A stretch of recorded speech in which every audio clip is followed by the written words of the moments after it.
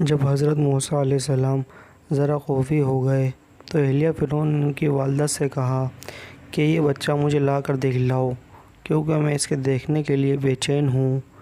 اور اہلیہ فرعون نے اپنے سب درباریوں کو حکم دیا کہ یہ بچہ آج ہمارے گھر آ رہا ہے، تم میں سے کوئی ایسا نہ رہے جو اس کا اکرام نہ کرے اور کوئی ہدیہ اس کو پیش نہ کرے، اور میں خود اس کی نگرانی کروں گی کہ تم لوگ اس معاملے میں کیا کرتے ہو۔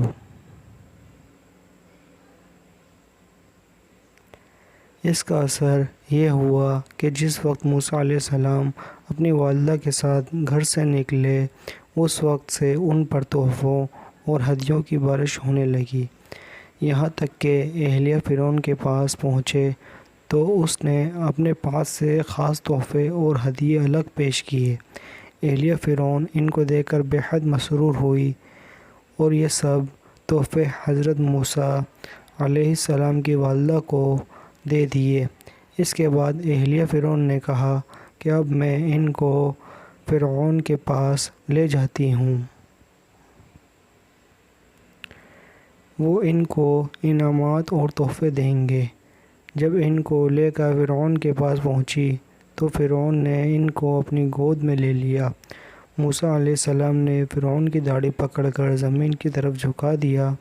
اس وقت دربار کے لوگوں نے فرعون سے کہا کہ آپ نے دیکھ لیا کہ اللہ تعالیٰ نے اپنے نبی ابراہیم علیہ السلام سے جو وعدہ کیا تھا، بنی اسرائیل میں ایک نبی پیدا ہوگا جو آپ کے ملک و مال کا وارث ہوگا اور آپ پر غالب آئے گا اور آپ کو پچھاڑے گا۔ یہ وعدہ کس طرح پورا ہو رہا ہے؟ فرعون پریشان ہوا اور اسی وقت لڑکوں کو قتل کرنے والے سپاہیوں کو بلا لیا تاکہ ان کو مار دیں۔ اہلیہ فرعون نے یہ دیکھا تو کہا کہ آپ تو یہ بچہ مجھے دے چکے ہیں، پھر اب یہ کیا معاملہ ہو رہا ہے؟ فرعون نے کہا کہ تم یہ نہیں دیکھتی کہ یہ لڑکا اپنے عمل سے گویا یہ دعویٰ کر رہا ہے کہ وہ مجھ کو زمین پر بچھاڑ کر مجھ پر غالب آ جائے۔ اہلیہ فرعون نے کہا کیا آپ کو ایک بات کو اپنے اور میرے معاملے کے فیصلے کے لیے مان لیں؟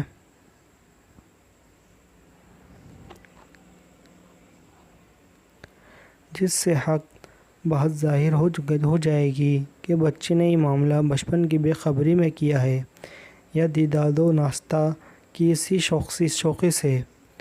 اب آپ دو انگارے آگ کے اور 2 موتی منگوا لیجئے اور دونوں کو ان کے سامنے رکھ دیجئے۔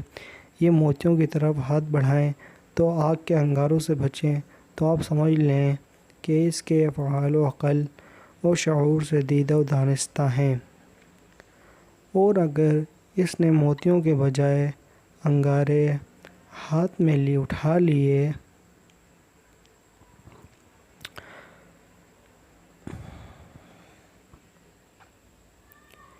تو یہ یقین ہو جائے گا کہ یہ کام کسی عقل و شعور سے نہیں کیا گیا، کیونکہ کوئی عقل والا انسان آگ کو ہاتھ میں نہیں اٹھا سکتا۔ فرعون نے اس آزمائش کو مان لیا اور 2 انگارے اور 2 موتی موسیٰ علیہ السلام کے سامنے پیش کیے تو موسیٰ علیہ السلام نے انگارے اٹھا لیے۔ بعض روایت میں ہے کہ موسیٰ علیہ السلام ان موتیوں کی طرف ہاتھ بڑھانا چاہتے تھے، لیکن حضرت جبرائیل علیہ السلام نے ان کا ہاتھ انگاروں کی طرف پھیر دیا۔